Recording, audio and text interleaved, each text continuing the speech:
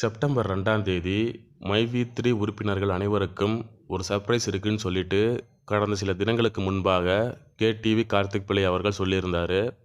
அது என்ன சர்ப்ரைஸ்ன்னு சொல்லிட்டு அனைத்து மைவி3 உறுப்பினர்களும் அவ்வளவு ஆர்வமாக காத்திருந்தனர். எம்டி அவர்கள் செப்டம்பர் 2ஆம் தேதி கண்டிப்பாக வெளியே வந்து விடுவார். வெளியே வந்தவுடன் கார்த்திக் பிள்ளையும் எம்டி அவர்களும் சேர்ந்து ஒரு நேரலை வருவார்கள் என்று ஒரு சிலர் எதிர்பார்த்தனர். எம்டி அவர்கள் வெளியே வந்து விடுவார் என்று பலர் எதிர்பார்த்தனர்.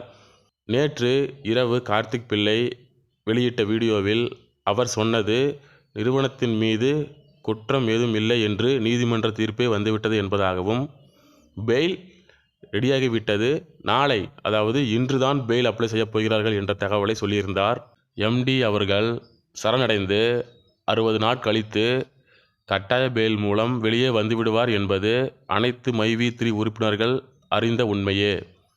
ஆனால் கார்த்திக் பிள்ளை சொல்ல வந்த அந்த சர்ப்ரைஸ் என்னவாக இருக்கும்?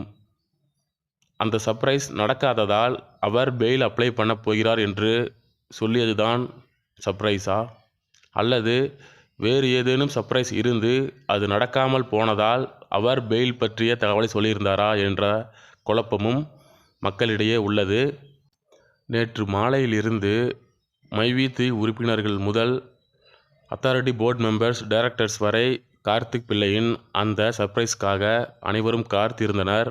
ஆனால் எம்டி அவர்களுக்கு இன்று பெயில் அப்ளை செய்யப் போகிறார்கள் என்ற செய்தியை மட்டுமே சொல்லிவிட்டு அதுதான் சர்ப்ரைஸ் என்று சொல்லிவிட்டார். இன்னும் ஓரிரு நாட்களில் எம்டி அவர்கள் கட்டாய பெயில் மூலம் வெளியே வந்து விடுவார். வெளியே வந்தவுடன் மைவி3 உறுப்பினர்களுக்கு பேவுட் பற்றிய தகவலும், நிறுவனத்தை தொடர்ந்து செயல்பட முயற்சியும் எடுக்கப் போகிறார். அனைவரும் நம்பிக்கையுடன் காத்திருப்போம்.